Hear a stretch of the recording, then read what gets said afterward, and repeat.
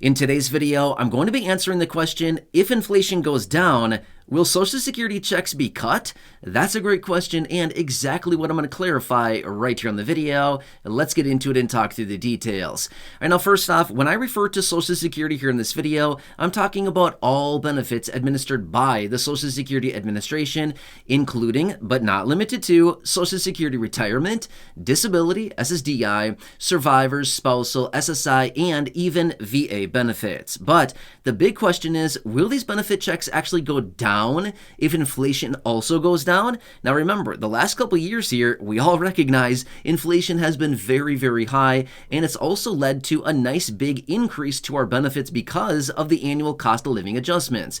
But what if inflation goes back down and maybe plateaus at zero? That is a thing that could happen because remember, the Federal Reserve over the last couple of years here has been aggressively raising interest rates to bring inflation back down. But what if it goes down? Does that mean we need to pay some of that money back? Well, again, what I want to clarify here in this video, because it's actually a little bit of an interesting situation, and I'm going to give you all the details about that in this video. But really fast before we get into it, can I ask a huge, huge favor of you?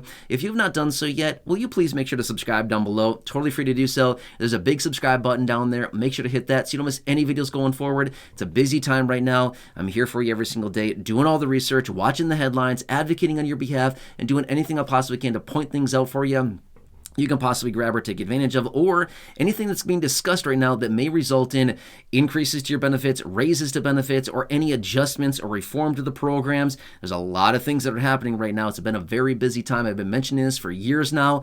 Just you got to watch everything very closely. There's a lot of changes on the docket, and we got to continue watching it. So again, I'm here for you every single day, no matter what. It's my promise. It's my commitment. Always has been, always will be.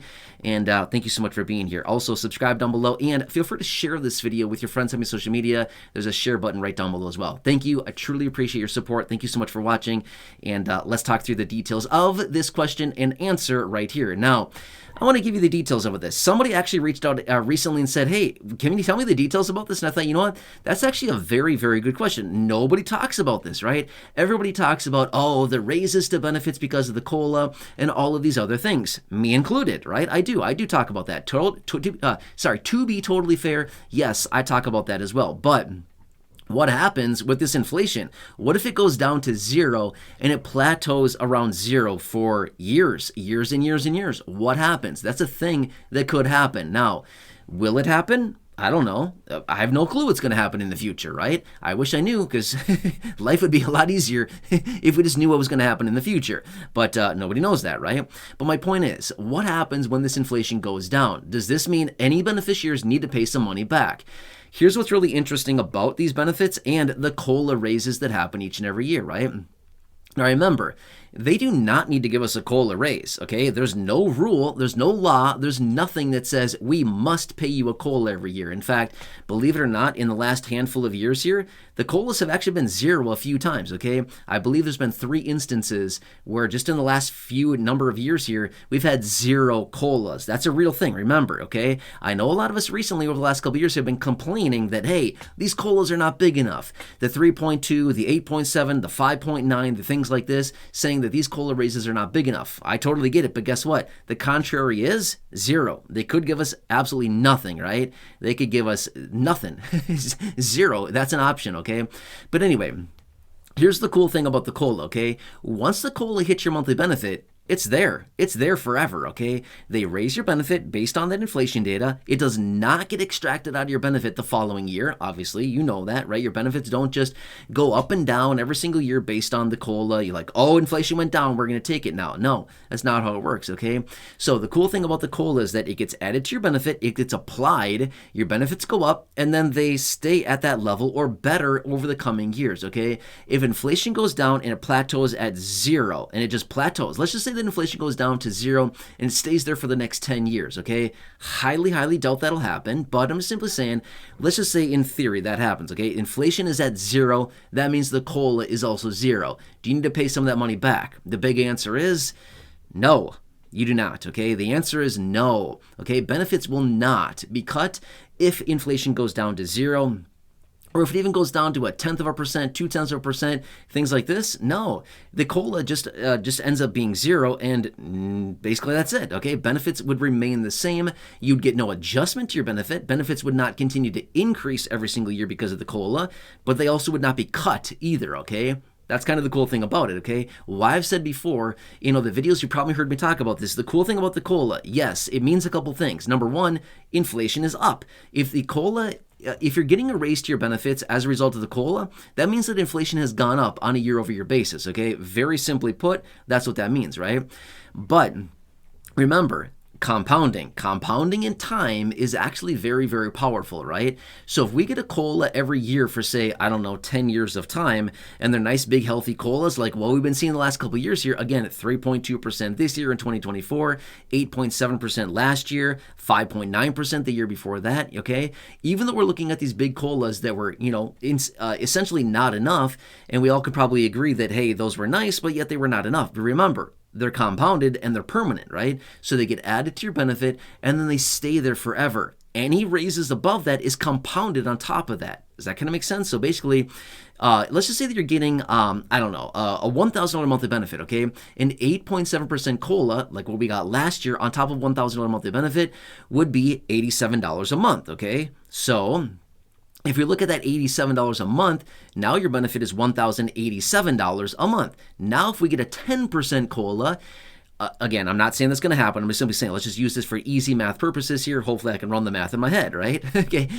So if we were to run the math on this, your $1,087 benefit now, because of the 8.7% COLA, applying a potential 10% COLA to that in this theoretical example would now result in a $108 monthly benefit on top of that, right? So now your $1,087 benefit is now $1,087 plus 108, whatever that is, $1195, okay, $1,195 because of the compounding on that, okay? So even if the COLAs are very small, any COLA raise on top of that is compounded year after year after year and raising your benefits even more, okay? So if we were to even get just generous, just even moderately generous COLA raises after these few years here that we've seen with the 5.9, the 8.7, the 3.2, things like this, we could actually see our benefits increasing pretty nicely because of the compounding effect over time with these COLAs. Does that make sense? So anyway, long story short here, and the answer to the question is no.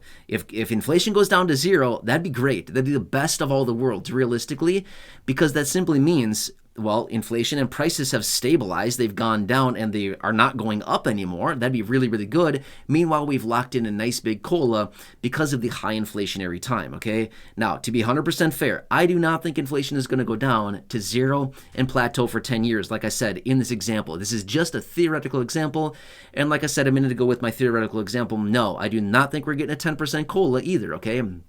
I want to lay that out very clearly so there's no miscommunication, there's no confusion based on what I said here. This is just a theoretical example that I'm giving here, okay? But anyway, long story short, and the answer is no. If inflation goes down to zero, no, benefits will not be cut. You're not going to be asked to pay some of that back, things like that, as a result of no inflation. That'd be a good thing. We want inflation to go down.